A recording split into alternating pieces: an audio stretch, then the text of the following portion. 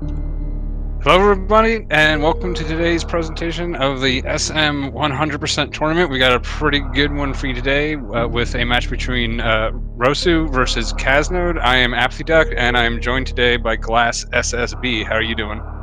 I'm doing pretty good, man. Good evening, everybody. Hope you're all doing well. Yeah, it should be a pretty good one here.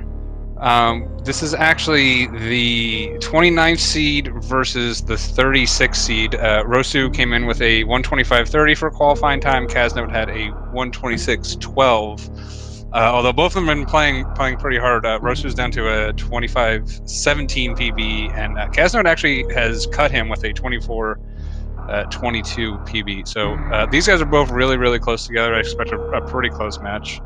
It should be a pretty fun one. I should be getting started here shortly. Yeah, indeed. Both are very solid runners. Kaznode's not new to this game. He's been around for quite some time. Yeah, Kaz is an old boy. He's been playing this game forever. Took quite a hiatus. Played a lot of Link to the Past, but he's back. Has those duck hunt streams, as he likes to title them. He's got. As for Rossu, he has not done this game too often. He's relatively new to this. However, he's not new to Metroid. He's a Metroid Zero Mission runner. Very solid one at that as well. Two other very solid Metroid Zero Mission speedrunners also in this tournament as well. Noxious Nick, who has been running as of recently. I think he had a match today. And C. Scotty W. Very good at Metroid Zero Mission. Yeah, very good at Hondo too. He's one of the top seeds in this tournament. Indeed. So we got Samus approaching Ridley. Gotta take your damage, as per usual. And then escape the ship. Yeah, the station's not the most fun part of any run, but you have to get through it for every single category except for the couple RTA categories let you start on the planet. But both runners have done this thousands of times, so. Just the standard sort of escape, go through each of the rooms, try not to get hit by any steam on the way out. It seems like Rossu got hit once. Caznode not getting hit yet. We'll see. Caznode's not going to get a D-boost off the falling rubble. Right. Pretty solid series times.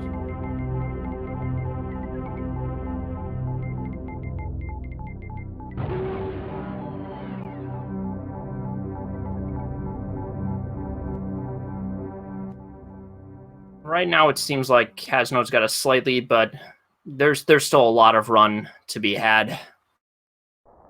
Yeah, like I said, series doesn't really matter all that much. Pretty much everything up to bombs is going to be exactly the same as you would see in most other categories. Very few exceptions that have any sort of divergence early on. There are obviously the other items we need in Retro Brinstar, but in 100% it's actually just faster to pick them up at the end. So really the first divergence from like an 80% run we won't see until the early Supers run. Pretty much. And I'm going to be curious to see what type of routes Rossi's going to be taking, because I really didn't get a chance to look at much of his runs. I was looking for some highlights on his channel. Wasn't really able to spot out any. With Caznode, I have a pretty good idea what he's going to be doing. Caznode to get a Moonfall. See if he doesn't... He's not going to fall in any of the pits either. We'll see if Rossu does the same. He does. I tend to have a pretty hard time getting through that without falling in at least one of them. So, we're approaching the first item of the game, Morph Ball. I don't know what it does pretty well.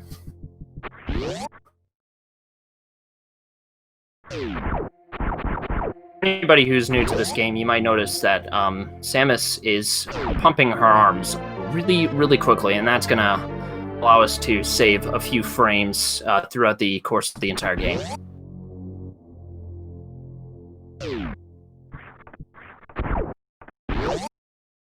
Both ones are very nice construction zone up. It's a very difficult room early on. You know it very well. All right. So now both the runners are going to be on their way up. And find that the whole place is now going to be brimming with activity. Climbs back to life. And the first early test is going to, of course, be the climb. It's going to require a lot of quick, rapid wall jumping, and we'll see how both the runners do there.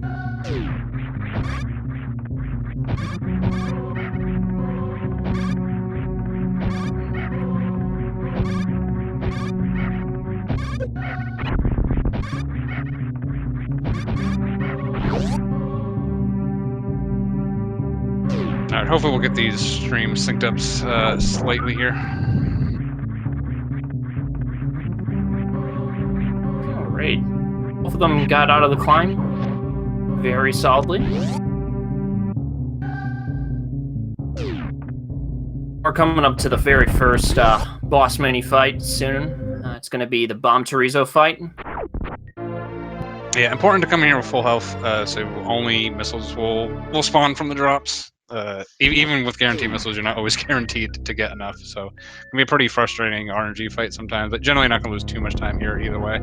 Yeah, both the runners are going to set themselves up in a particular position so that when the Bomb Chorizo goes for an attack, it's not going to hit them, and then the Bomb Chorizo will hop backwards to its regular position, shoot out some energy for which you can pick up some missiles, looking like caznode through that fight very quickly. Yeah, he's showing off his old skills there. That's a fight that really hasn't changed in that long. Handled it very, very well. And rossu, not too far behind, also finishing up the fight pretty easily as well. So now we're coming up to one of the first early tricks. caznode very easily getting Alcatraz. And rossu also going to get it as well. We're entering the Terminator room. Satisfying room to go on. You destroy all the enemies with ease and get the first energy tank.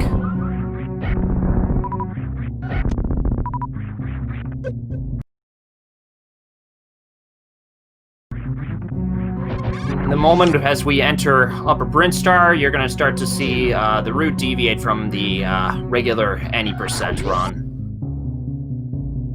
Start to see a whole lot more items being collected soon enough.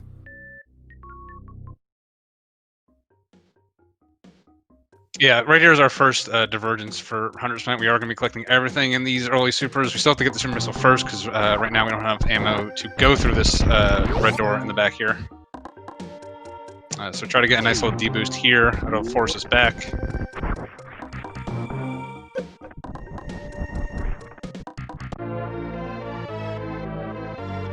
Also, also going to get the mock ball. Very, very nice way to get this weapon, particularly early. So now we're going to see the 100% item collection. caznode is going to be opting to go for the missile first. I'm not sure which is faster, whether to get the reserve tank first or to get the missile. They're very close together. It kind of depends on personal preference. According to Zenny, he claims that the reserve first is the absolute, like the optimal way of doing it, but they're both close, and it really just kind of depends on what your preferred movement through these rooms is.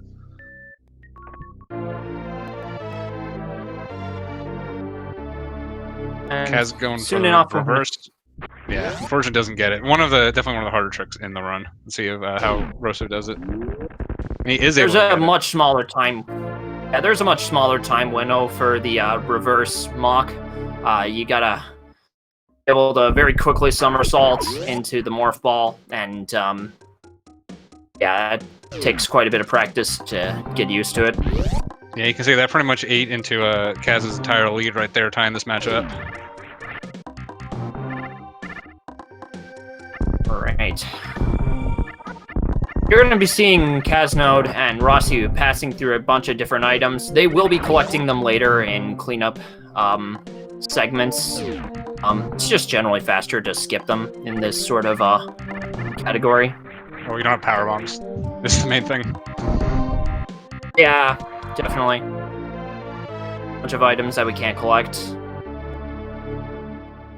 We do skip that missile though, because that is faster to get later when you're laying the power bomb. True.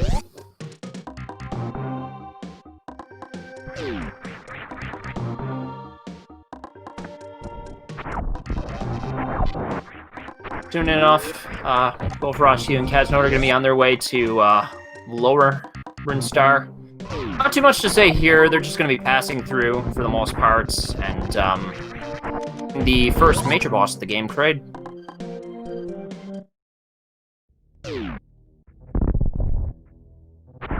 Yeah, Caznode had a little trouble there. He got the deboost, but he didn't get the door shot. Was able to clean it up with a missile pretty nicely, not losing too much time there. So good reaction on his feet.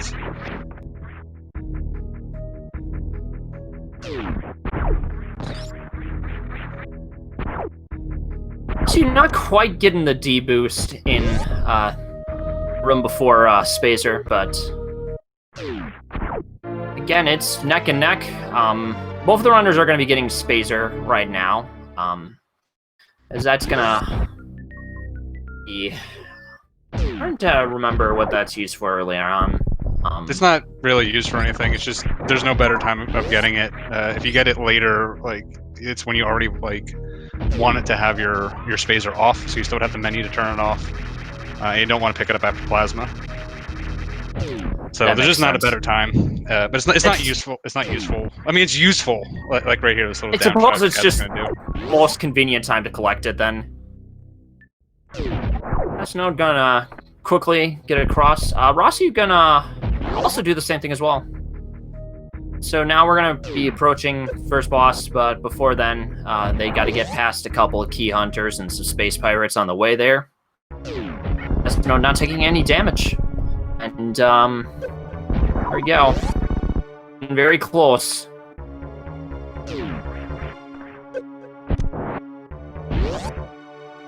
For any of you who don't normally play the game, we're going to be seeing a technique called the Crate Quick Kill. There are quite a few different setups to get there. Caznode, I believe he's going to be using missiles to stun Crate and then get the quick kill that way. rossu looking to do the same. We'll see how they do here. Yeah, two very nice quick kills. Very quickly dispatching Crate, and they're going to be picking up the various suit.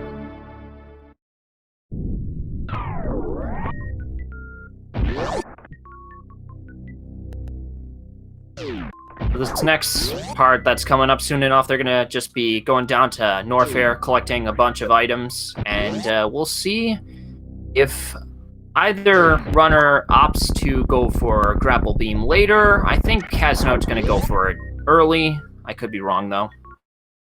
Yeah, I'm pretty sure he is.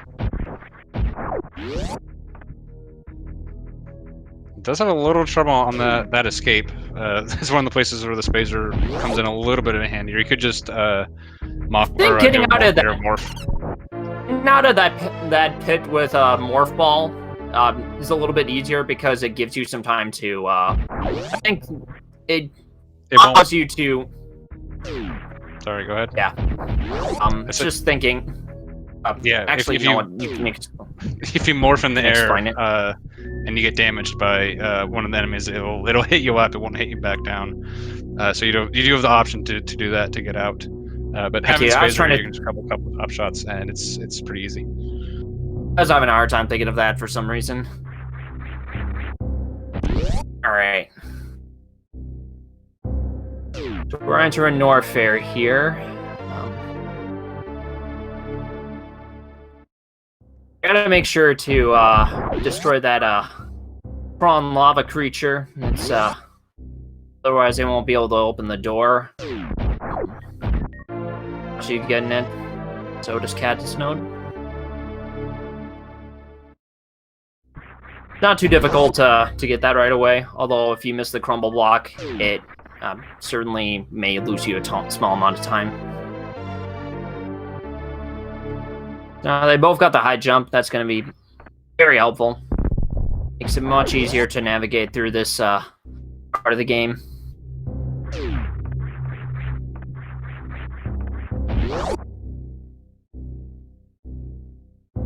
Yeah, so far it looks like the story's been...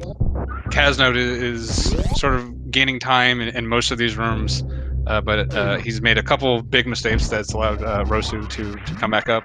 Come back and take the lead. Indeed. And part of that just has to do with, like, Casnode's trying to really make sure that he's cutting his corners. The movement in Super Metroid is very precise, and so if you, like, miss a small jump, you can lose a little bit of time there. Each of the jumps, you gotta, like, keep the execution tight throughout. So we're coming up soon on Bubble Mountain. Both these guys are gonna be heading up that way to collect the Speed Booster next. Oh, Caznode getting the bad RNG on the King Cack up there. Has to try to delay his wall jump. Unfortunately, kind of fell down. Yeah, it's those big mistakes that are really allowing Rossu to catch up every time he makes any little mistake. Kaz seems to be making the bigger ones right now. Definitely seems like the case. I don't know if I think Casnode's had quite a bit of time to warm up, but sometimes there can always be just like nerves in the tournament, you know, facing off somebody else, and if you go out, I mean, that's it. See, having a bit of trouble grabbing the missile. He had to jump twice, but he does eventually get it. A few more items to collect before we meet another boss in the 100% run. Soon enough. On the way over to Grapple Beam. Yeah, this is definitely what I was expecting for this match. These guys are effectively tied to the first 15 minutes. Keeping it nice and close. What we like to see in this sort of tournament and event. Both of them gonna get some nice looking D-boosts on the way out. Yeah, it was a very tricky D-boost that Kazan was able to pull off. Rossu opting to do the missile strat, only just a few frames slower. Still a very good strat to do.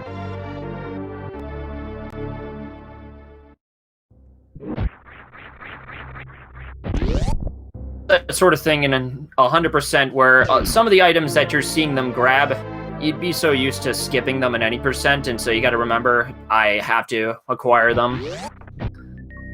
In any percent, you could skip that missile on the way over to Wave Beam, especially if you, more than enough.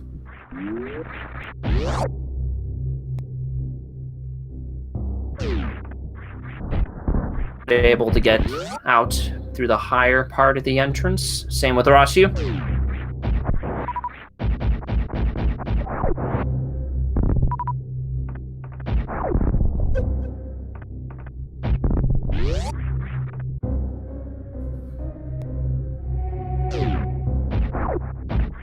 Yeah, and with that, they're both definitely doing the early croc route. This is the much easier route to do. The late croc route only saves about 20 seconds, but it's got a couple pretty difficult tricks in it to realize the entirety of that 20 seconds. Plus, you're down an E-tank in wreck ship, making skipping the ship a lot more difficult. It's very much true, and it really forces you to think actively in terms of like the energy management. You gotta change the way a lot of the game is played out, especially if you start running out. Meantime, both players are fighting off Crocomire. Crocomire is kind of unusual compared to the other bosses. Usually, with most of the bosses in this game, you just kind of run their HP down to 0. With Crocomire, you're just kind of sending them into some acid. Yeah, each charge shot makes them take 2 steps backwards. I think both of them open with a missile into super, which will makes them take like 4 steps back, I believe, for the super or the missile plus the super. So yeah, basically just trying to get him to be moving back as long as possible. He can also go into a different animation, which wastes some time. So you're just trying to minimize or hoping to minimize those. It's complete RNG. Yeah, I'm not having too much of a problem with that. Just gonna wait on Crocomire to make his last stand. Interesting, Kaz didn't open the door of the wraparound shot. Try to do the. You can see here, Rossu just trying to do the shine right through, but unfortunately missed the shine. It's pretty tight shine to get. Yeah, Kaz doing it the hard way by trying to shoot it in the air. Both of them are unable to get it, so we're just gonna see them go for a Caznode just high enough not to have to go for a wall jump. Rossu does bump his head on the way over, but he still manages to get up there. Yeah, Got power bombs. If you do miss a shine, you at least get that kind of free farm down there because you can just shoot those enemies and collect their drops when you run through them. It does make energy management later in the game a little bit less stressful. See how these guys approach the grappling room and this missile tank. There's two different ways that you could do it. You could grab it early on, or you could go for the Indiana Jones method. We can see them doing the different methods here. Kaz is going to be going for the Indiana Jones. Rossu opting to grab it earlier. Oh, misses the second one, but able to kind of recover and grab that Ripper by shooting up. That's nicely done. If you miss this, it just takes forever to recover because you have to come down and do a pretty tricky short charge. Yeah. There's a small window of time to get those grapple shots, so you can get at least one of them. You'll be in the clear, and then you can head on your way out. But before you do, you got a room to the right. Yeah, the nice thing about skipping Indiana Jones is you get to do one of the swaggiest mock balls in the run, and rossu was able to nail it. Very, very well done. Indeed. All right. So once these guys are done grabbing the missile tank at the end, they're going to set up for a shine spark on the way back up. Just got to be far enough away from the wall in order to get back to the ledge above.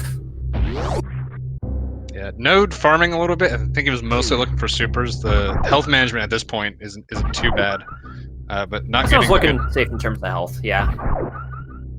And Steve Rossu is also gonna opt to farm a little bit. Yeah, we do get a E-tank in wreck ship right after Phantoon. Once you're pretty experienced with the Phantoon fight, fighting Phantoon with Varia is pretty safe. So even just going in with like 60 health is actually fairly comfortable for these guys. Yeah, you can generally handle the fight with various suit pretty well, as long as you aren't getting hit by too many of the fireballs.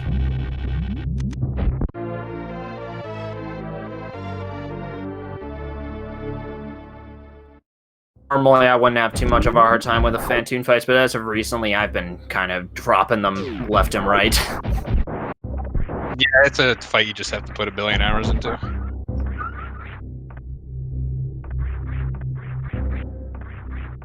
So we'll see. I think there's a couple of ways you could approach these rooms. Caznode, I think he might go for a shine spark to cross the moat. I'm not sure. Looks like he's going for it, yeah. And we just got the red tower climb. I'm not gonna have ice beams, so you gotta make sure that you properly set up your shot, and then the wall jumps to cross over to the top. See how both players do with that.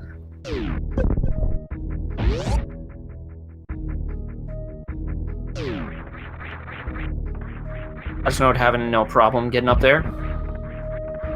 Yeah, Rossu does.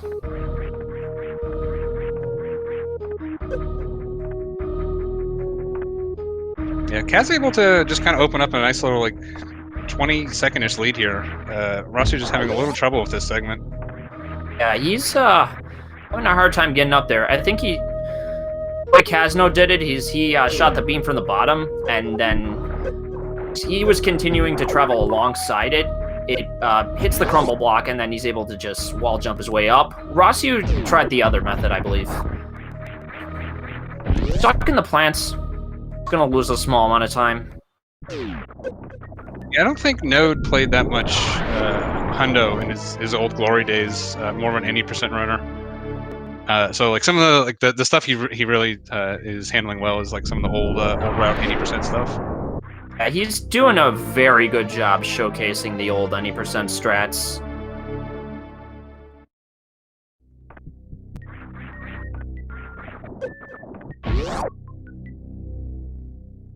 So I think because he's got enough health, I want to think that Caznode's going to go for the Ocean Fly. Well, you don't do Ocean Fly in Hondo with early grapple. That's just grapple. You still do the West Ocean Spark though. Okay, I forgot about that. Yeah. So you'll see he's just going to lay the power bomb here, and then she's just going to grapple over. That just takes too much time to set up in this room, and the actual ocean fly part doesn't save all that much.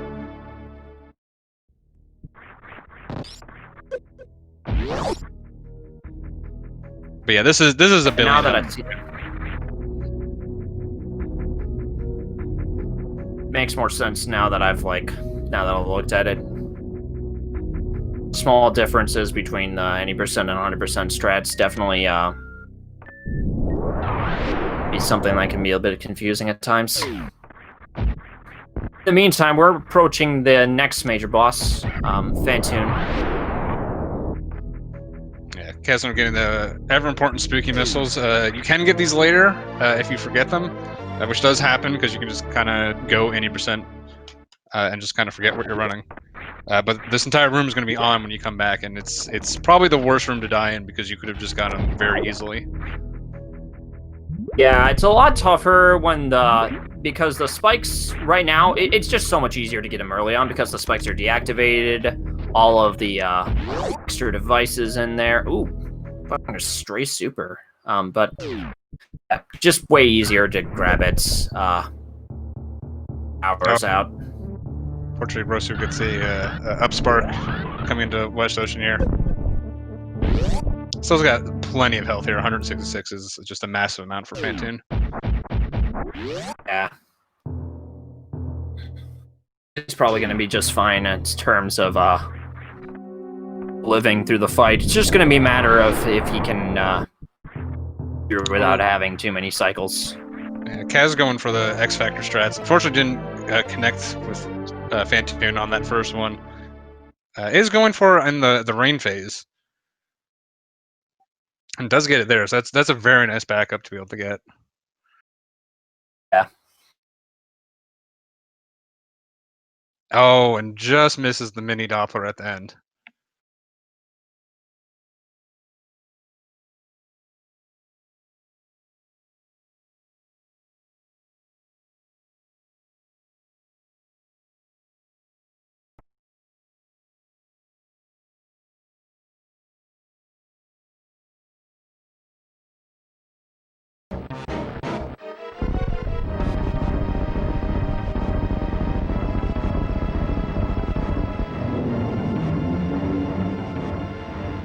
Apologize, I'm having a little bit of technical difficulties here.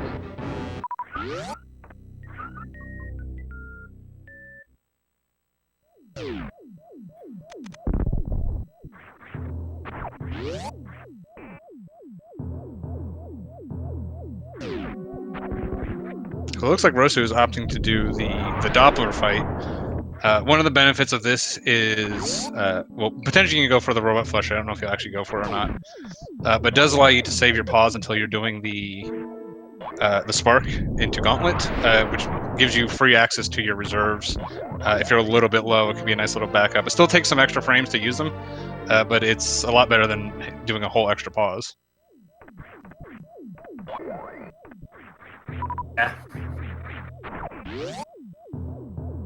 Alright.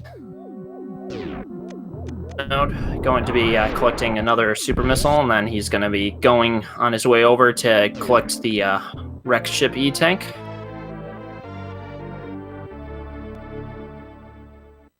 He's also going to be on his way out, collecting all the items throughout wrecked ship. Now we're coming up to a rather pesky room, spiky room of death.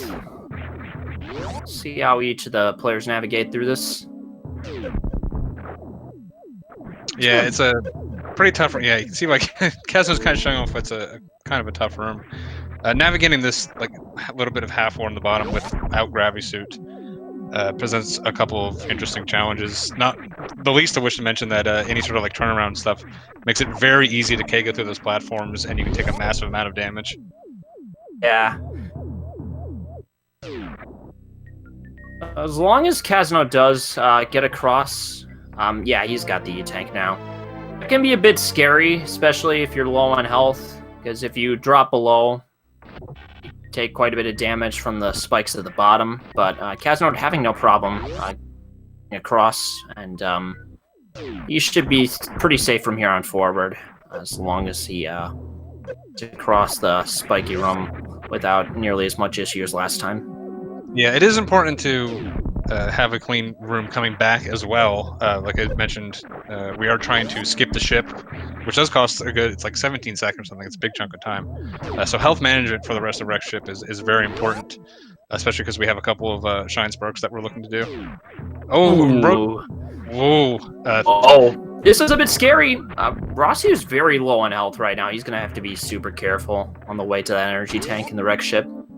Yeah, I think it was Blessing in Disguise. He didn't have that much in his reserves because the reserves were able to activate fast enough that he didn't take an extra hit there. But that could have been very dangerous. All right.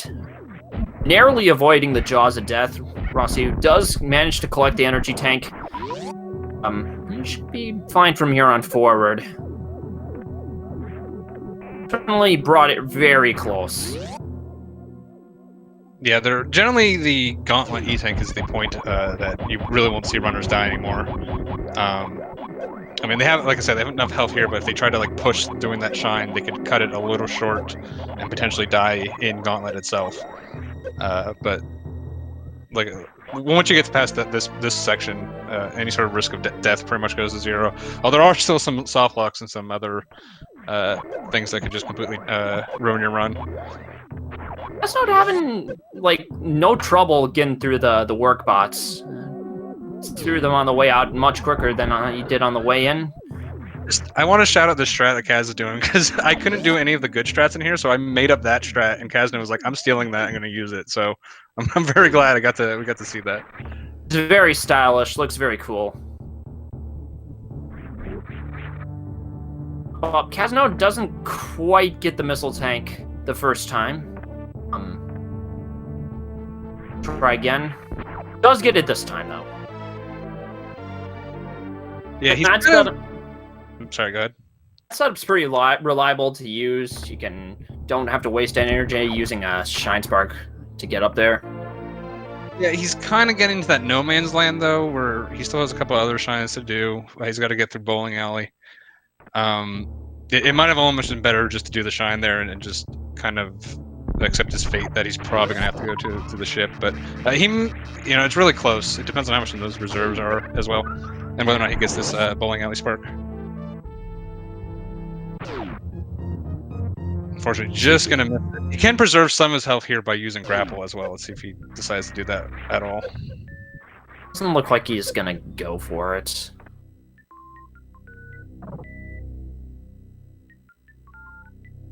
Do not get in the diagonal spark. Gonna try again. This time.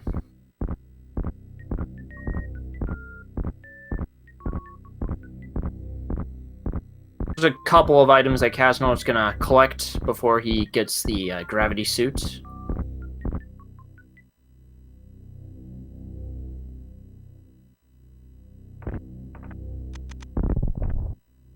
Right.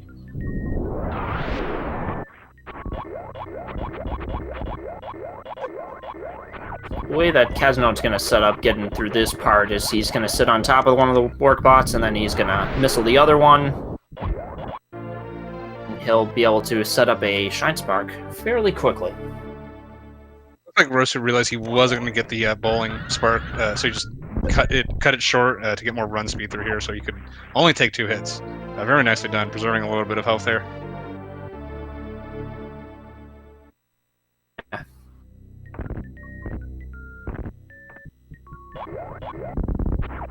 Now that Caznode and Rossu are approaching that gravity suit, we're going to start to see them go back to some sections in Upper Brinstar to collect the rest of the items up there.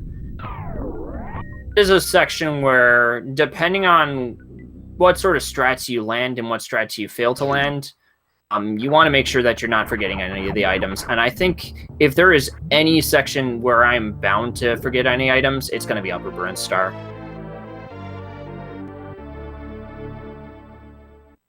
It's happened to me in the past 2 runs.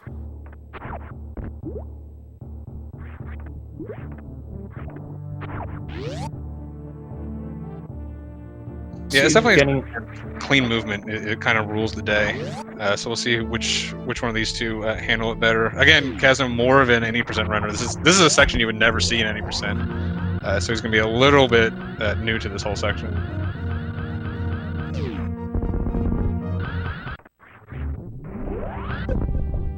Great. As long as he navigates through this next room just fine, he should have enough energy to pull off the Shine Spark to the next energy tank. Yeah, I think he's gonna have to dip into his reserves a little bit to get it. I think you need a minimum 223. Ooh, that last dip. So I expect him. He's probably gonna go into his reserves here. Yeah. This setup with Wave Beam is pixel perfect. So Rossu's gonna have a much easier time with it because he still has his Spazer on. No, does get the wraparound shot right away. Yeah. So he's just opting to power bomb for the rest of this.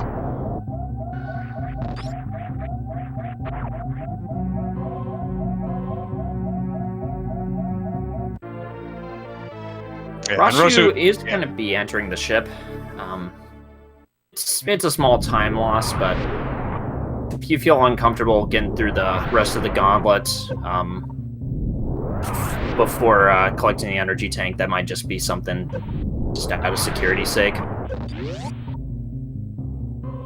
Yeah, I mean, he really did not have the health for it because he still had to do this shine to get up, and he appears to opt to go for this shine as well, which is a fine strat. He just didn't have the health to do all of it. Yeah, that would definitely warrant going to the ship for a recovery. In the room that Caznode's in right now, you got to make sure to position yourself properly so that you don't fall down one of the sides and not both sides, because that can result in quite a bit of time loss if you do miss it.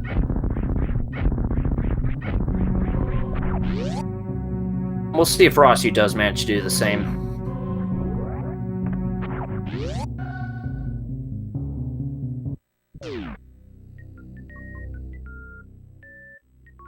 Yeah, so like I said, pretty much just not in any sort of worry of dying.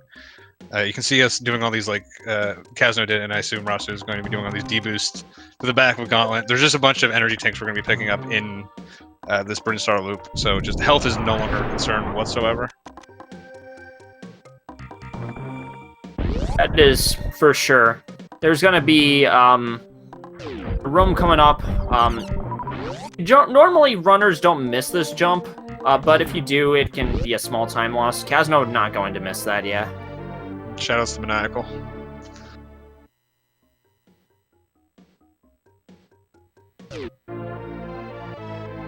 And after collecting that super missile, Caznode's gonna be entering a room full of Toms, right? That's the name of those. Yeah, B-Toms, right? That's the name of those creatures in the game. I think so. I'm famously terrible at lore appropriate names. Know half of them and the other half of them, it's nothing comes to mind. Speaking of creatures, on planet Zebes, you just saw not Dakoras, I think it's Edakuns. Oh boy, I'm gonna get those two mixed up, aren't I? Yeah, they're Edakuns. Okay. The Dakor is the one you don't want to see in this run, or really any run. Yeah, if you see the Dakora, that means you miss the jump on the speed boost. We may see it here.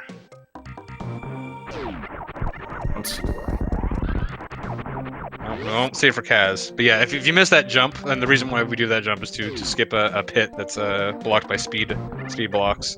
That's what the Dakora is down there. Yeah. And we're coming up to another room. It's got a pretty tight maneuver.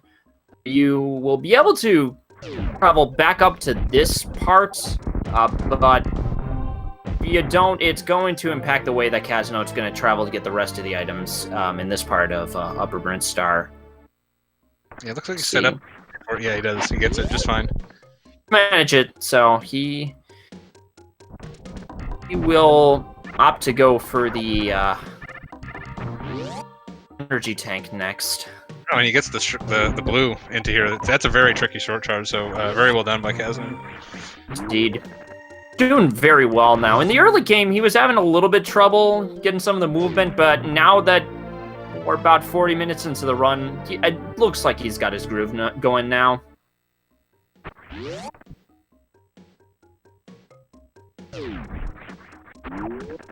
So now that Kazno's done collecting the energy tank, he's going to be grabbing the Spore Spawn Super Missile.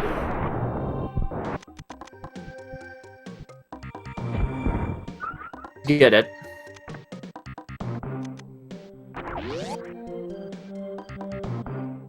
The setup for that is pretty exact. You gotta either want to exactly get what you need or you're gonna miss it.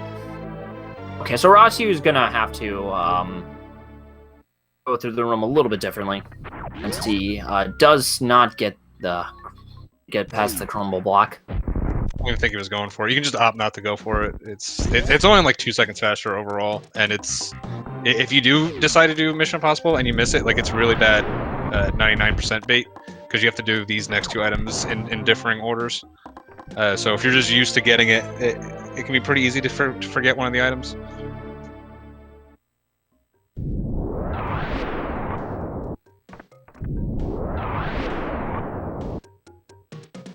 All right. So, Frosty and Caznode are going to be collecting some meat tanks, albeit in very different areas. Upper Brent Star.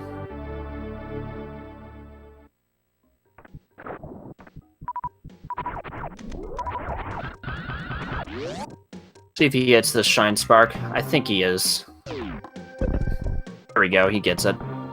Yeah, the Shine Spark's actually the easier strat to do there. It is fast to just do ledge grabs, but it's pretty difficult to actually make them fast enough to beat the Shine. And the Shine is just 100% free to go for and do.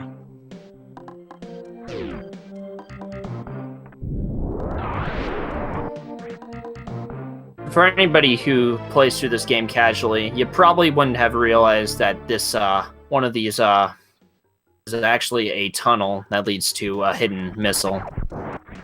Thought that was pretty cool when I first found it. And with that, pretty much, or it does actually completely finish the Brinstar cleanup. There actually are a couple more items we still get at the very end of the game in Retro. But for now, we're just going to be heading to Meridia. We're going to make a couple detours on our way to Dragon, compared to what you'd see like in any set again. Have to go to like the beach area, but most of the Meridia collection is actually done post-Dragon. Yeah. And the Meridia section of this game is where you're gonna get to see a lot of pretty technical tricks being landed.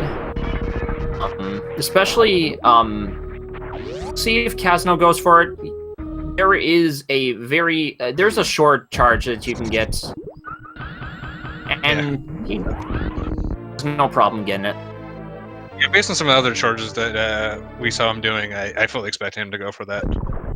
But it's like a second too faster than doing the easier one up on the ledge that Kazno tried to fell onto but missed.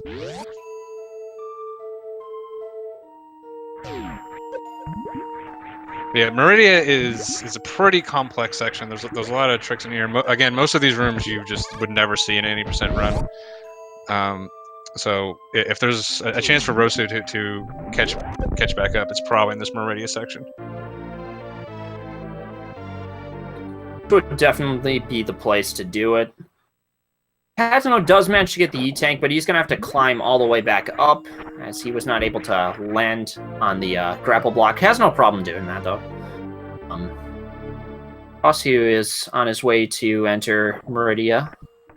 See how he does with Main Street short charge, if he opts to go for that.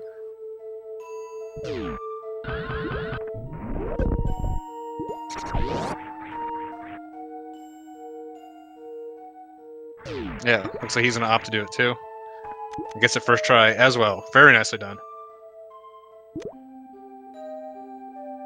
It's not an easy trick, so both the runners managing to get it on the first try is no small feat. Yeah, you can see Caznode laying a power bomb here. The nice thing about that is you can do that little mid-air morph in the lag to make it a little bit easier. It is slow because of all the lag, but it is a nice, easy strat to go for.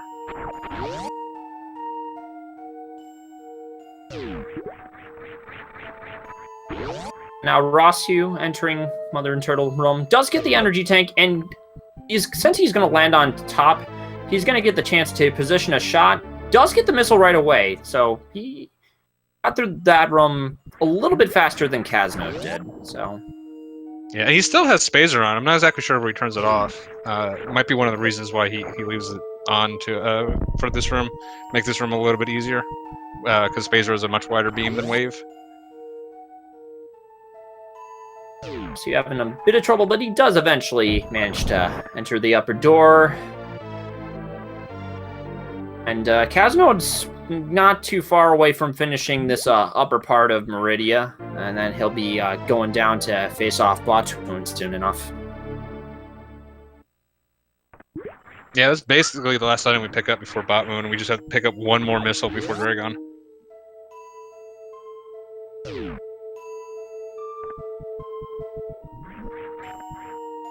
And Rossu gonna be entering into the upper section of Meridia right as Caznode leaves. Caznode getting another Moonfall. Very nice. The way that Caznode positioned that power bomb was so that, like, as he enters through the set of power bomb blocks, he doesn't touch down on them before going down the rest of the way. And we're gonna see how he sets up his X Factor to standard method.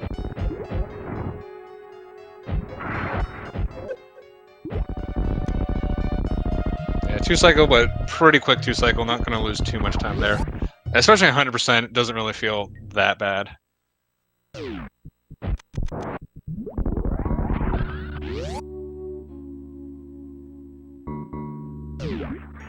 We'll see if Caznode does... Oh, he's not going to get either the halfie or the full halfie. He's going to have to just navigate through the rest of this part without that trick.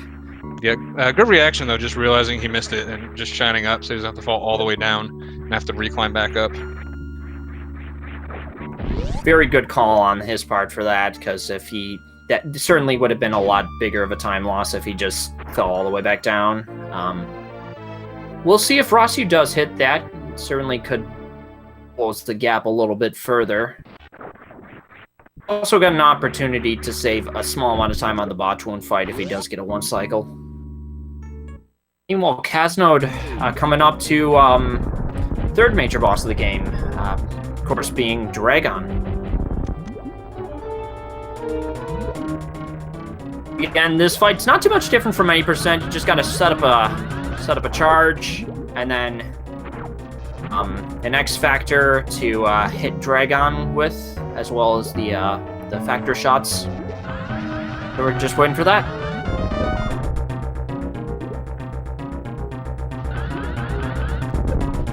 It gets the good pattern where Dragon goes right into the goo phases. Should be able to finish the fight off. Very nicely done. Very swift fight. Yeah, nice little 3-spark. Looks like Kaz is going to opt to keep the blue and skip the drops, not trying to convert it to a spike suit or anything here. Well, Rossu does manage to get the halfie. He doesn't get the full halfie, but that's still gonna help just a little bit. We'll see how he does with his Dragon fight. Caznode definitely did a very good job handling Dragon. He's just gonna keep the blue suit on. Can go for a spike suit, but it's not the easiest of tricks to pull off. And suit's pretty easy to keep as long as you know what entailed. Yeah, really the only difference between the two strats speed-wise is with the spike suit you can run through these rooms instead of having to do the the walking speed with blue suit, which is on the slow side. It does lose you a handful of seconds, but that's really the only difference.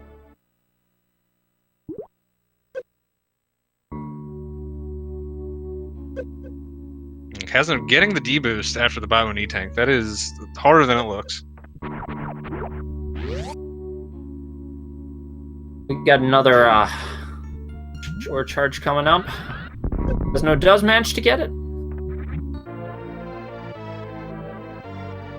Stu's looking like he's having a little bit of trouble with Dragon.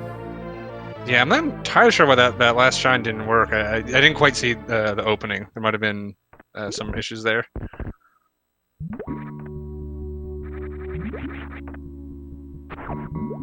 Caznode opting to get the missile and the super here. Optimally, there's a strat you can do later with a speed keep into a spring ball. That's pretty difficult to do, and it does have a soft lock possibility on it. So if you're not going for that strat, it really doesn't matter if you get into the first trip or the second trip.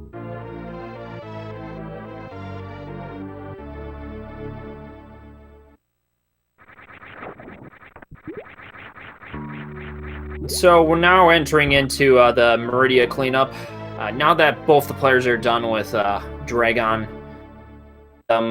traveling through a bunch of different rooms. There's a lot going on here in Meridia, and it's going to involve the respective players setting up so that they get the spring ball next, and that'll help a little bit with the next set of rooms later on when they travel back up to collect the plasma beam.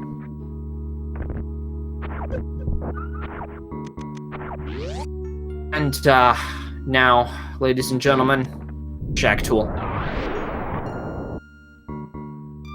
Yeah, Kaz has been doing very well in this Meridian section, just not letting Rossu back into this match whatsoever. Kind of established this lead back in the Crocomire to Fantoon section, and just has not let up at all since then. And I think a big part of that is with Caznode, his knowledge of the boss fights definitely helps. Got a lot more experience, and that is where he's been really picking up significant leads. Yeah, like I said, I mean, pretty much since that Gauntlet E-Tank, Kaz really hasn't expanded his lead whatsoever. Rossu is doing a very good job of keeping up, but just Kaz is not making the mistakes that Rossu needs him to make.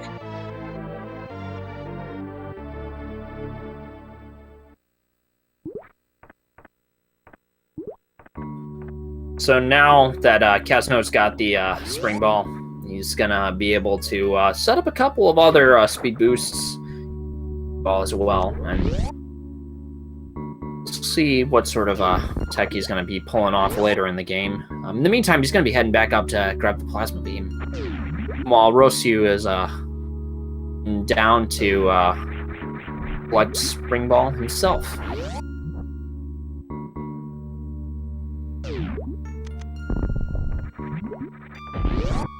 Both of them do opt to hit the crumble grapple block. There is another method that you can use to travel up a little bit further in, but it's a bit challenging. It's challenging to hit. Talking about the ice clip? Yeah, that one. Doesn't need ice.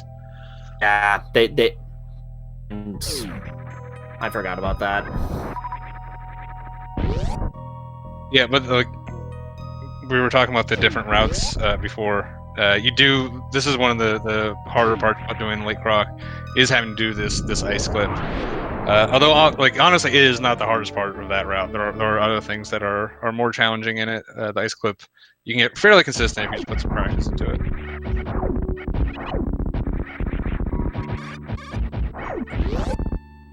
I love seeing these old boys from Caznode. Yeah, he was setting up the kills for the space parts quite a bit differently. You can see that he's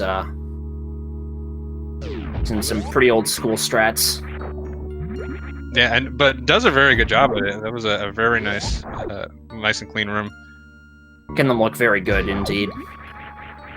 And so now he's got a couple of more rooms left to go through until we're done with Meridian.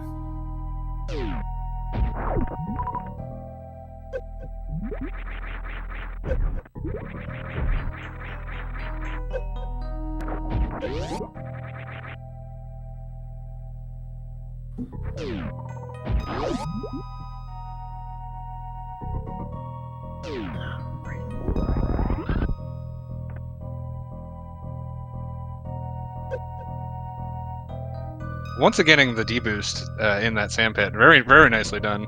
Definitely a couple strats that I always struggle with, so it's nice to see him just absolutely crushing them.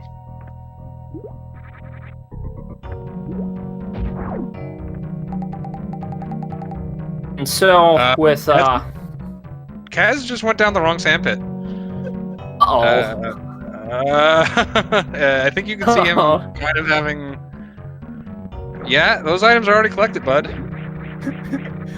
That's So this is huge. This is probably easily the gap between these two right now. You can see like Kaz is gonna have to come back up through plasma. Obviously, already has plasma, but honestly, these guys are probably gonna be just about tied when they come out. But caznode has definitely the break that rossu needs. Yeah, with that one, and that was just a mental mistake. He jumped down into that hole. That's all it was. Big. See caznode falling down here. Still gonna have just a slight lead here. So he still does have a lead, but rossu is 100% back in this thing. No pun intended, I suppose. It's those sort of simple mistakes that really this race. I mean, caznode is off some pretty significantly good movement and some boss fights.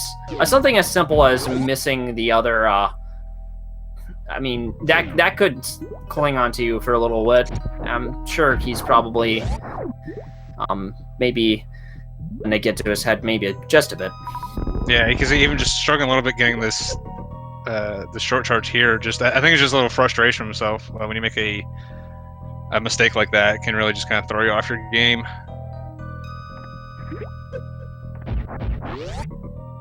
But at this point, it's just going to come down to, I mean, these guys are effectively tied again, like it was until Crockemeyer. And like I said, these guys are really close overall. So if that one mistake, it's pretty much neck and neck again, and it's just going to come down to executes at this point. Yeah. This room, you can see here why we go to the other room first before we grab Spring Ball. Makes getting the items here, it's just so much easier. Yeah, thank God this room is on the left and not the right, because if this was on the right, we would do this room first, honestly, and it would just be a nightmare. For sure. Just a lot of like good bomb jumping in order to get those items if you didn't have Spring Ball. But fortunately, we don't have to think about that. Caznode does get a D boost. Doesn't carry him terribly far, but it's gonna help. Yeah, if you carry in further, you get stuck beneath one of those blocks. In fact, you can see that happened to rossu there. So you just want to cut it off on fairly short, actually, and just space jump through the rest of the room.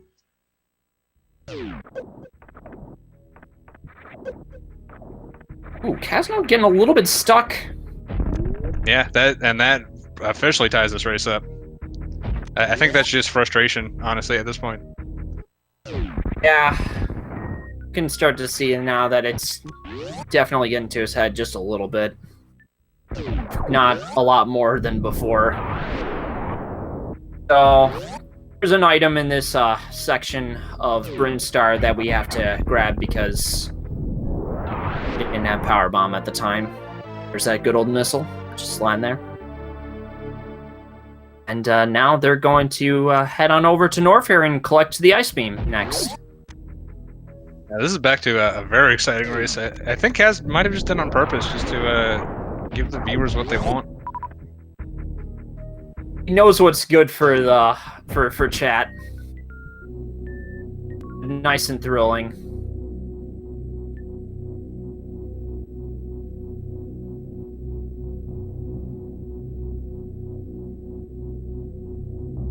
Yeah, so now we're going to be collecting this the aforementioned ice beam. That'll give us the complete full beam combo, which you would normally have for like an old route for Lower Norfair. So it makes it kind of nice and comfortable for these runners used to having that kind of setup.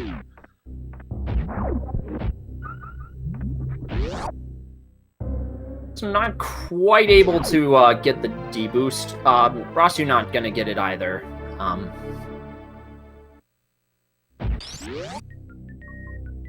So now they're going to be collecting a few more items and Norfair along the way down to the next part of Norfair.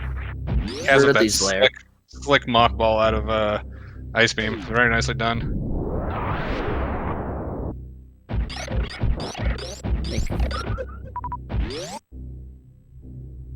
Kaz not jumping through this door. Does get the jump to the missile there. You see Rossu just gonna do a little shine here. It does take some time, but it's a very safe strat to get. Kaz playing it very risky. This is a nightmare item to miss. There's a couple ways to make it a little bit safer. Yeah, and if you do happen to miss that item, what you have to deal with is all the platforms you just saw there. They're crumble blocks. Definitely makes it a lot harder if you do happen to miss it. Time both players are going to be jumping their way over to Ridley's lair. Both have some pretty nice space jumps through the section. Just trying to keep your speed through these rooms. Very cool looking D-boost. Pretty easy to set up, but it still is cool nonetheless. So you also managing to get it. And now we're gonna see another Chorizo. We got Gold Chorizo coming up next.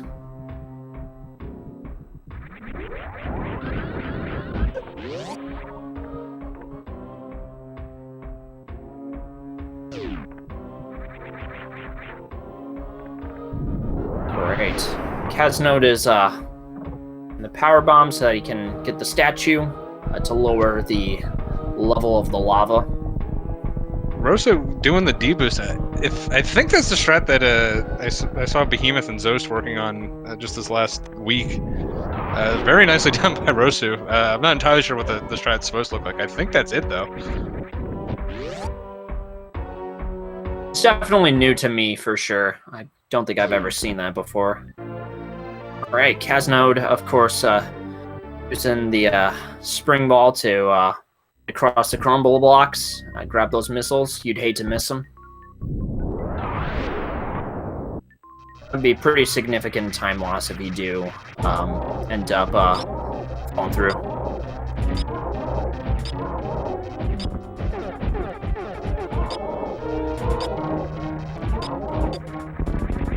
Caznode making pretty quick work of the Golden Chorizo. Yeah, if you crouch and shoot up, you can actually double hit the Golden Chorizo, which was just pointed out to me this week. I was named and shamed for it.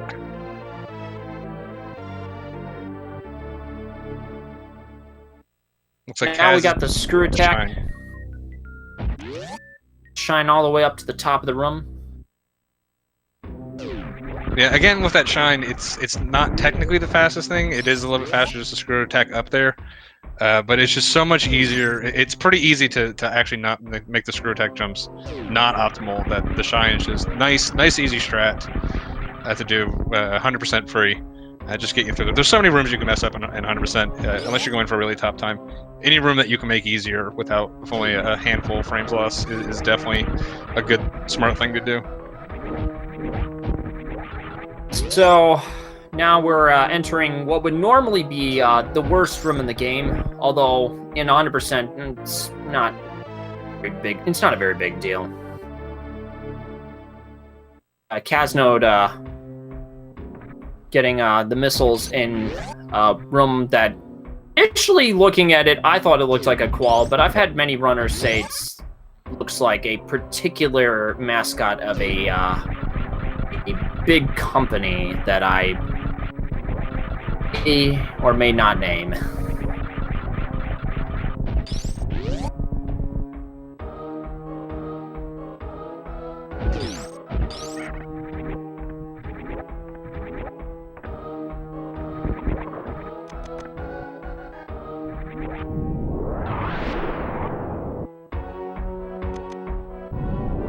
Yeah, so after all that, they're in the same room right now, just on opposite ends of it. So still a very close match. This is definitely a match that can just be decided by a baby skip. Certainly could be. Be interested to see if caznode regains his composure and he just goes back to pulling off those very fast, old school movements for the rest of the game.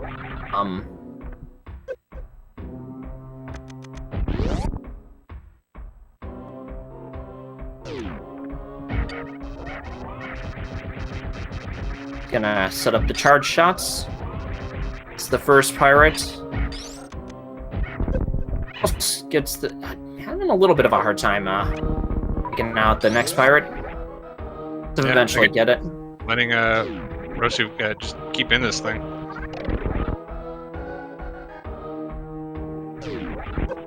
And Ross does quickly get through those pirates. We're coming up on Ridley next. The plasma beam, this fight is not too terribly difficult. You just gotta make sure that you manage the movement that Ridley does, and then make sure he swoops down, collects you up, and then that's the end of the fight. Yeah, you can optionally mix in some supers here. Neither have very good super counts. You do want to keep some for make sure you have a lot going into terrain for some of the good hundo strats. Supers do more DPS than just the plasma shots, but it can be a little tricky again to make that actually optimal. Looks like both are just opting to stick with the beam fight. Caznode having a very good one.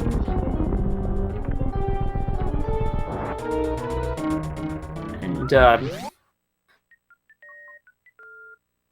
it's taking a little bit of time to get through the fight. You should be done soon enough. There we go. God. E-tank in the following room. Caznode's going to be heading his way on out. He's got a couple of items left to collect in the lower section in Norfair. And we'll begin to the rest of cleanup soon enough.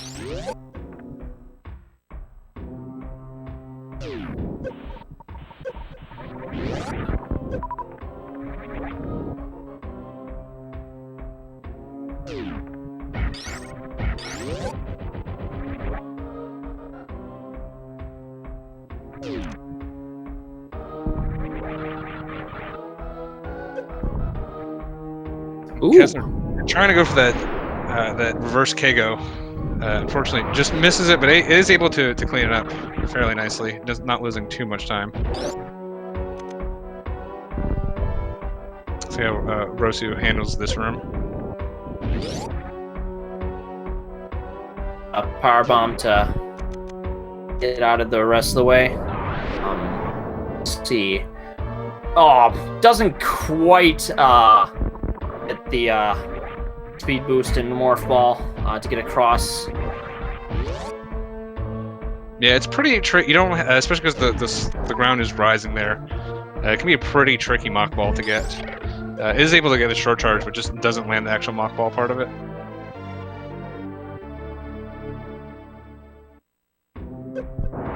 As you could see in the earlier room that rossu was in, he was kind of just using the plasma beam right as he was approaching the key hunters to avoid taking some damage. He's collecting the E-tank. There's 2 more items left that you have to get. Or heading out of here. Caznode's getting the first missile. Oh wait, there's 3. Yeah, I forgot about the 3 Musketeers missile. Yeah, Kaz freezing that dragon, whatever. I wish I'm bad at lore appropriate names. I think we're gonna see rossu. Yeah, just shoot the missile there. Just deal with it. Don't have to worry about it. I think we're seeing some of Kaz is just unfamiliarity with some of this category. It's just such a long category that especially like lower Norfair, where it's like you're just so overpowered, you're not gonna die or anything. You definitely have the tendency just to not maybe fully practice or learn some of these rooms. So is leaving the door open here for rossu to catch up a little bit. And what will be there's quite a bit left to go in the game, where I'll be interested to see if Ross has a bit more practice in the cleanup, and if that familiarity is gonna help him keep this as close as possible.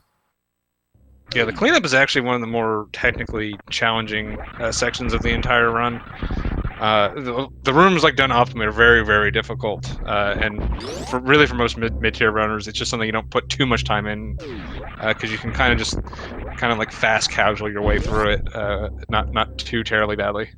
But for like you're looking at like some of the top tier runners, like some of the strats they pull off in those rooms are very, very difficult.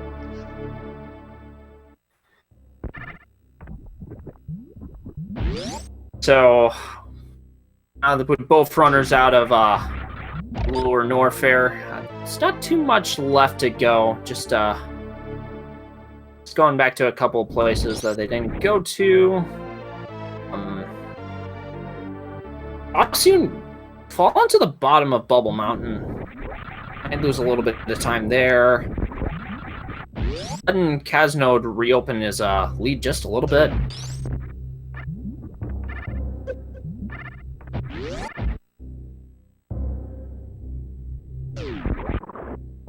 Caznode going for this D-boost strat. Very, very swag looking strat if you can get it. Just misses the D-boost, but if you get it, you can get carried all the way over here to this missile.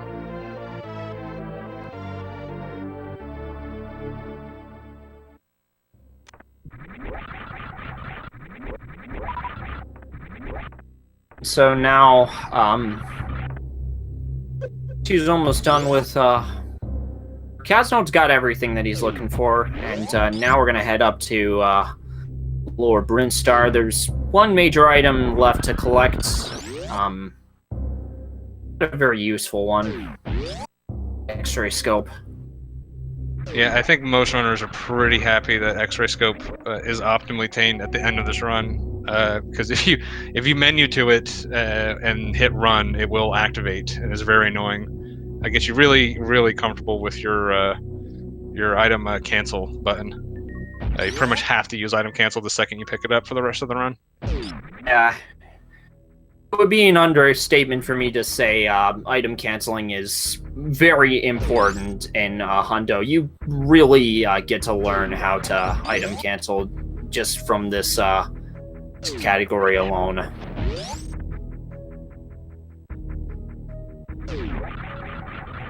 X-ray scope, if you accidentally hit it and you're running, that time loss is going to be a little annoying.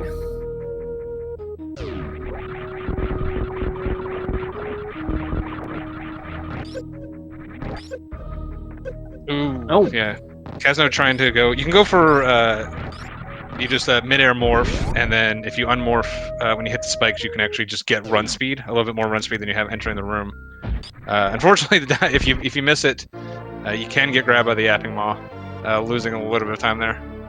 Yeah. I would figure that Rossi's probably not going to go for that. Probably going to go for a little bit of a... Probably going to opt not to try to get that run speed. It's not all that difficult. It's something I wasn't even aware of until like last week, so it just might be. He does actually go for it though. Never mind. Yeah. Okay. Managed to get it, but does fall down.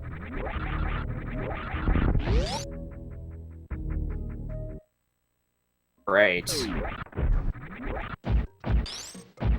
Bit left. Small amount left to go for in Upper Norfair.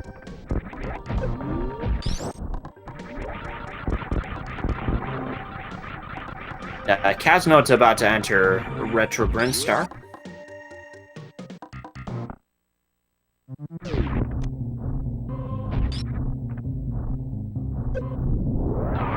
Doesn't quite land the mock ball. He's gonna set the next power bomb while collecting another B-tank. I think you laid it far enough right? Yeah, okay. Just manages to get it.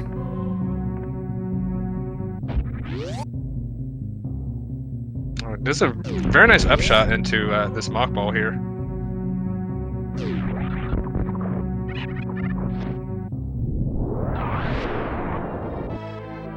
And there's a lot of different items here that you have to collect in this retro section, including 2 items in the upcoming room.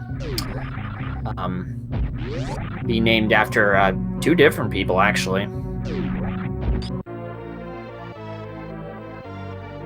Crystal packs. Yeah, this whole section is modeled after rooms from the first game, including this missile room and this retro E-tank up here. One of the first items you can find in the original Metroid. And Toad's gonna head back on his way down. Okay, good. He grabbed that missile. Yeah, one of the more shameful items to be skipped. One I've definitely managed to pull off. I can remember leaving the 100% match qualifier and just looking back into the Discord and seeing very sadly Feral miss it. I was like, wow, okay. Suppose it's definitely one where like gotta know that you got it right away. So getting a nice shine spark across. Very quickly get him down to that hidden missile tank below where Mother Brain used to sit.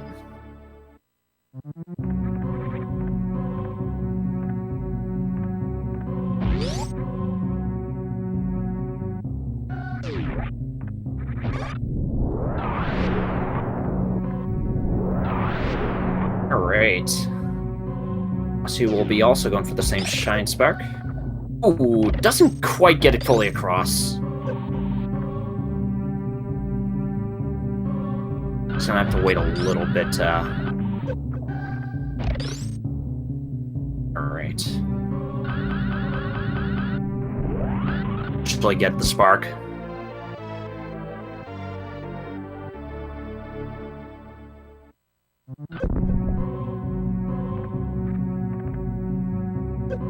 Reaching the game of this category, Casnode's really got 1 missile left to grab, and then it's going to be onwards to Torian.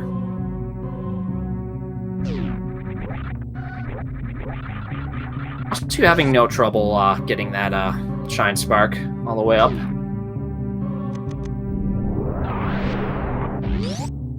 Yeah, but after Kaz's fairly major mistake halfway through this run, able to still get a pretty sizable lead here. This is like just outside the range of like what a baby skip would save you. So Rossu's going to have a just a much better Torian in general. Get that baby skip. Hope Caznode misses it. Yeah. Gonna have to keep on top of all the movement, making sure that he very quickly gets each of the kills on the Metroids. He's gonna have to stay out of his mind if he's gonna want to move on to the next round.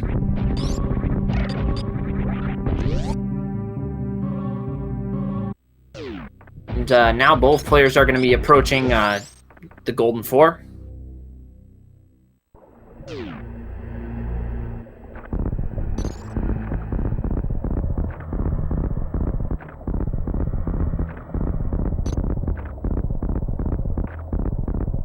As I guess trying to emulate the Mario fireworks. I'm not exactly sure what the plan is here.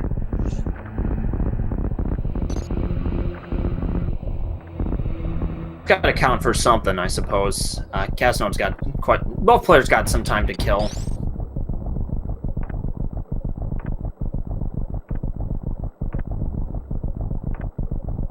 This section of the game does give the players just a little bit of time to think about what they're going to do next, and it's a nice little rest before you head into the last part. Yeah, and Caznode opting to take off Varia and Screw Attack here. Just taking off Screw Attack means you can do the normal Zeb skip. Also means you can just kind of do like normal old route Metro rooms if you're more comfortable with those. And taking off Varia, A will make your baby. If you fail baby skip, will make your health go down much faster. Also makes the stand-up glitch a little bit easier to get. Caznode did have. Yeah, sorry. I was gonna say I think Caznode was just taken off just for the Zeb skip. If he's gonna do that, really, just take the 5 seconds to learn Spring Ball skip. It's still gonna be a little bit faster than the pause there.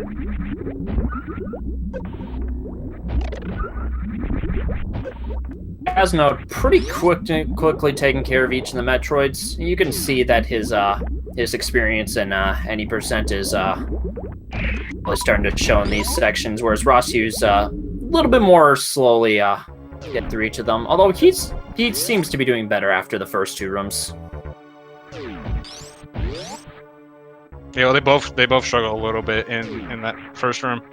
I think Rossu may have just had a little bit faster Metroids total. Actually, they were both had pretty close ones overall. Right. Just coming to this baby skip right now. Rossu not far behind.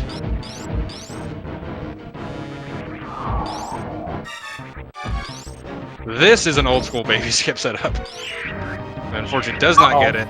That does have that Vari off though, so energy does drain fairly quickly. We'll see if Rossu does manage to get it. Yeah, if he can get this, they're gonna be pretty much tied. If not, Rossu gonna have the actual lead here. See, going for more traditional setup here. It's taking it nice and slow, which is no, that's very unfortunate. This is the very end. Had the setup for it. But yeah, that's going to make it pretty difficult for Rossu to actually catch up at this point. The end of the game is pretty straightforward, barring a caznode soft lock or something on Mother Brain.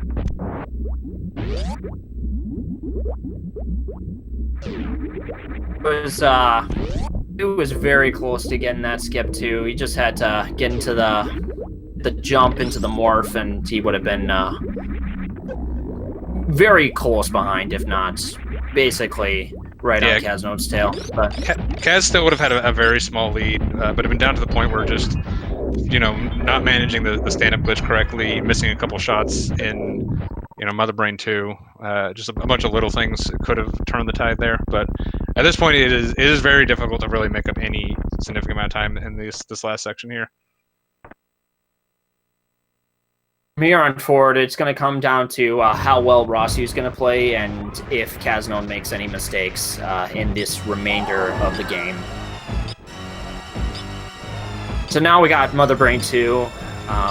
Got all the essentials here. We got onion rings, meatballs, French fries, ketchup, the good stuff.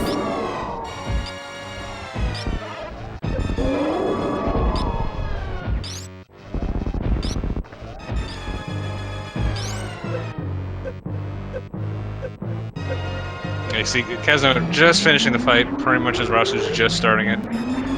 Setting it for the stand-up glitch here, but damaging him down to 700 health. He's just have to take himself down under 100. Without the Vari suit on, it's pretty easy, pretty straightforward.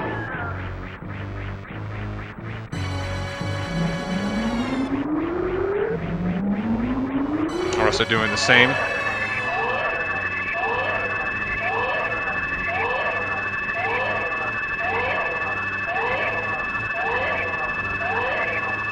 So with the setup,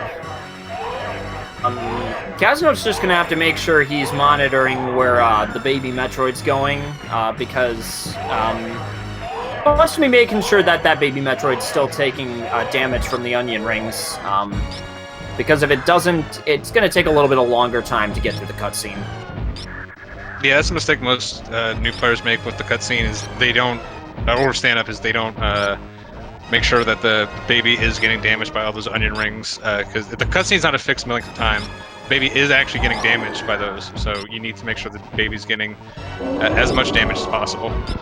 See Kaz like jumping up into Mother Brain just at the right timing, making sure all those shots are going straight into the baby, doing a very good job of it. So yeah, sometimes you can you'll see someone kill Mother Brain with only like one hyper beam shot. That's not necessarily a great stand up because their cutscene might have just taken that much longer. And caznode playing it safe, just cutting off the shots early, making sure he doesn't get any dumb soft locks at the end. And barring any disasters in the escape, should be wrapping it up for him.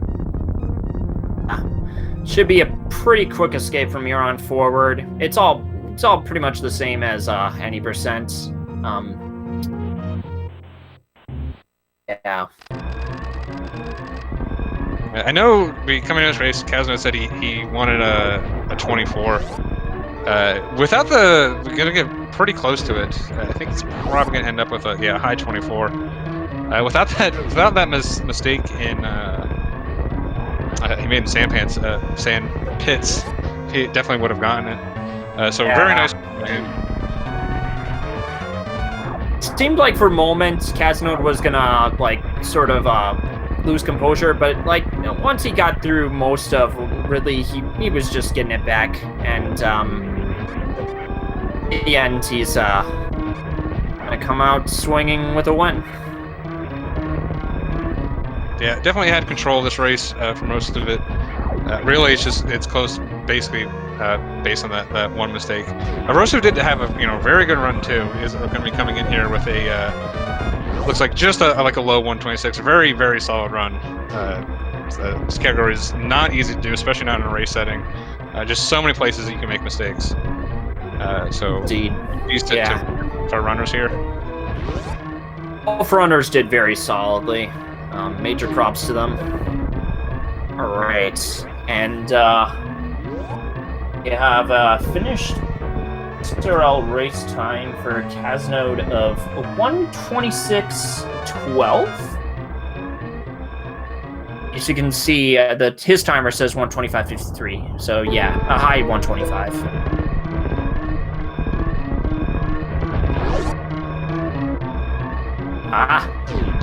Rossu, what are you doing?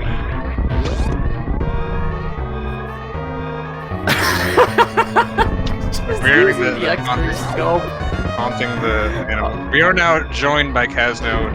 GG's to you, sir. Good game. How's it going?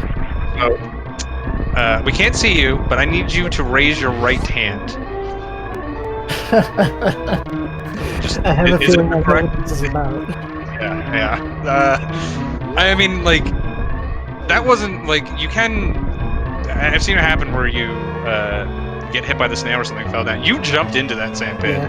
I assume you kind of lost focus there for a second. I just straight up trusted muscle memory, and that was where it put me. Yeah, definitely can happen.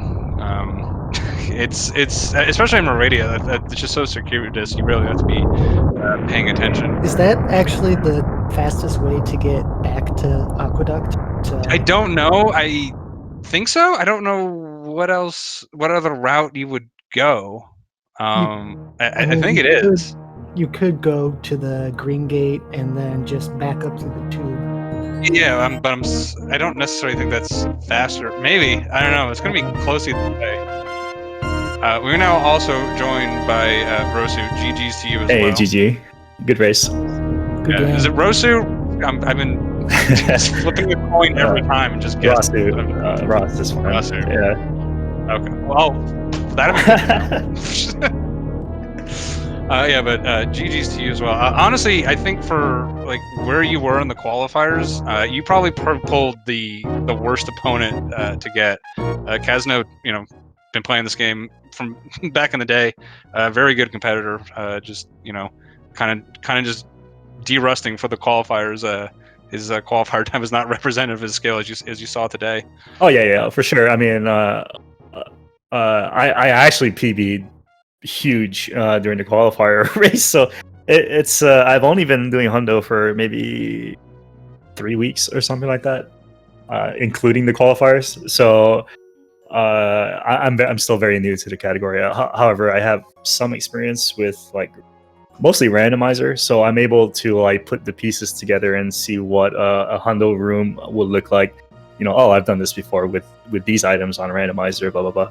But I never actually like sat down and grinded hundo, so it's really fun, and I'm glad to raise Kaz. I know Kaz. He's been around for a while, and you know, I kind of expected this loss, so it's not a big deal for me. Were Yeah. you watching the stream? Did you see opportunity? The double sandpit kind of opened my eyes a little bit, but I already knew that it didn't matter because he would just, you know, grab that lead back slowly over time. So I'm pretty sure a death anywhere in the game would have helped me win, but you know, like I said, Kaz has been playing for a while, and I didn't expect any of that to happen. So. Yeah, but great race from both of you. Yeah, like especially early on, Kaz, it seemed like was just playing a little bit cleaner, but making a couple more bigger mistakes, like missing the reverse mock ball. Had a little trouble in like the very beginning part of Upper Norfair, and Ross, you were just kind of capitalizing all those. You guys were like frame for frame up to like and through Crockemeyer. Yeah, like most new runners, you know, the early game is the easy part. But as the game went on, Kaz's experience was you could see that in the race. So I did want to ask you about one thing. You did a deboost strat in the Lower Norfair main hall. Is that the strat that Behemoth's been working on recently? I'm pretty sure Behemoths includes a mock ball. Mine is a spring ball. It's a small variant, but it's effectively the same. Yeah, I know. I've seen him and Zost have been working on a couple strats in there, and some of them are pretty good for, but especially like good like for beginners, because like you can fail it and not be like completely perfect and still be Yeah. pretty good. But I did notice that, and I was like, I'm not entirely familiar with the strat that Behemoth does. But even the deboost, like I tried that deboost when you first posted, and that's not easy to do. So that was very nicely well done. If I remember correctly, they actually open the door before doing the mock ball so that they can spring ball into the room. Whereas mine doesn't open the door because my fingers. I don't know. Like I don't have 500 fingers like these pros do, but Yeah. but you know, it's still a work in progress. Like I said, I have a lot of things to learn for 100%. There's so many strats and tech that you never get to see in any percent. Sometimes, most of the time, in randomizer. You know what I mean?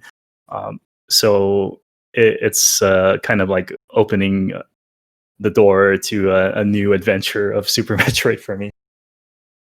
Yeah, definitely. Yeah, there's a lot of cool stuff you can do in Hundo. Yeah. And Hundo has so many of these like breakpoints where if something goes wrong, you're gonna lose all the time in the world. Oh yeah, absolutely. It's gonna take forever to even when you get good and relatively consistent, you just need to miss one thing and you know your PB's like gonna be far away. You can always do a lot better.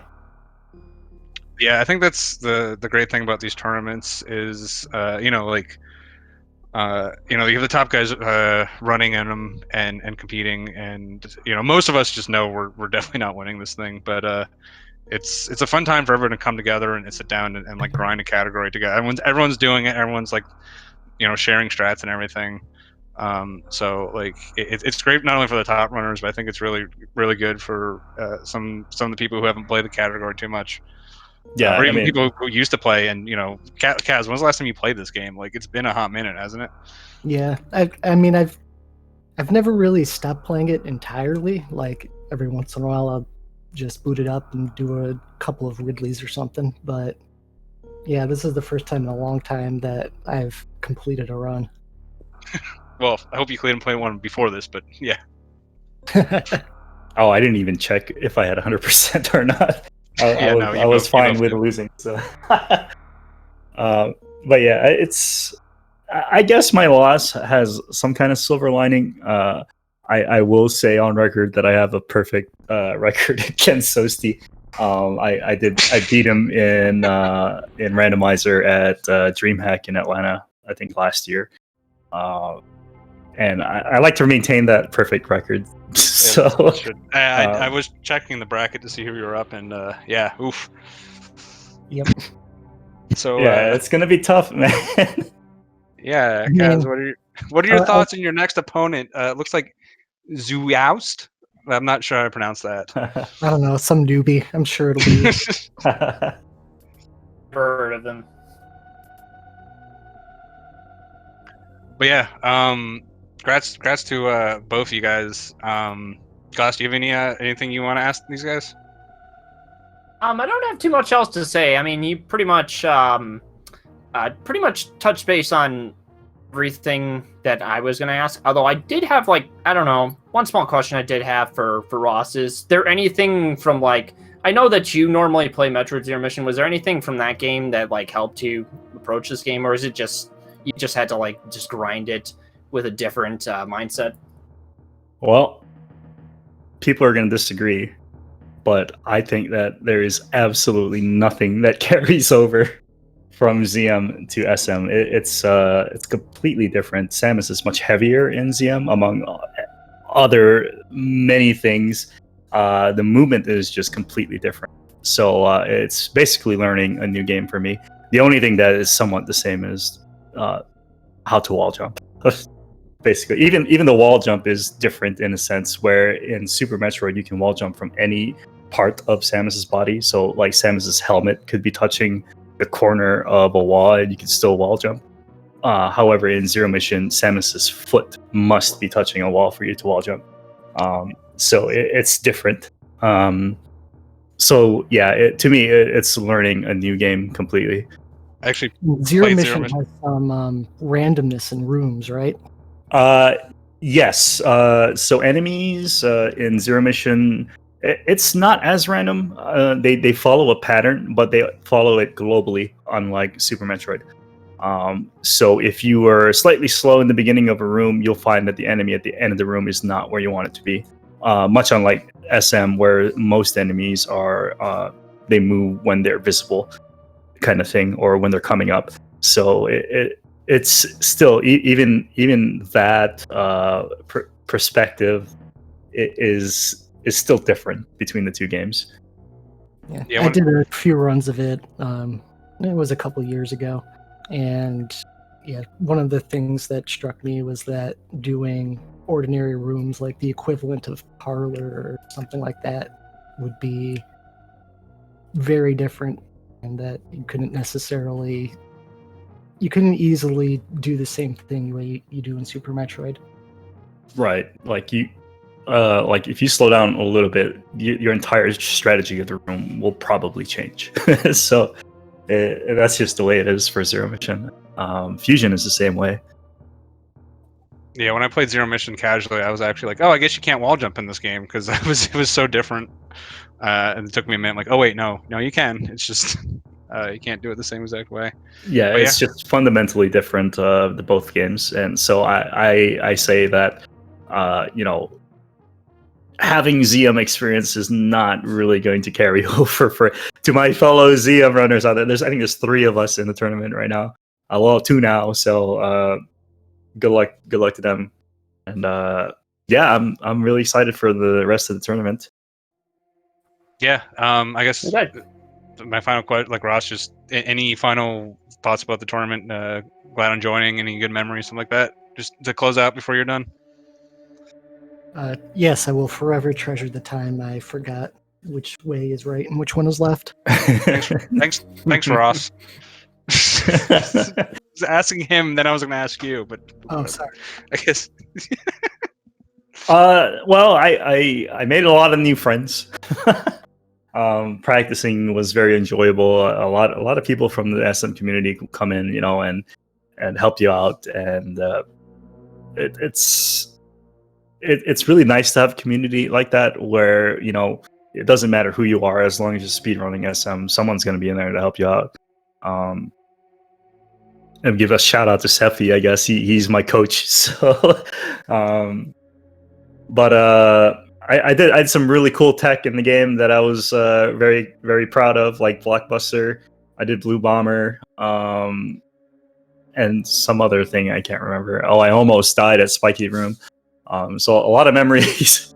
But I don't think this will be the end. Like if there is a future 100% tournament, I'll probably join that with more experience. So. All right. And Kaz, you already got to say something, so I'm not even going to ask you anymore. But yeah, I think that's going to do it for us. There's no more matches for the tournament today. There is, I believe, the last match of the playing round of 32 tomorrow at 3 p.m. Eastern, Keku versus Professor School. And Glass, I guess I'll let you close us out here. I don't have too much else to say other than thanks everybody for watching. Have a good night, everybody. Yep. Good night.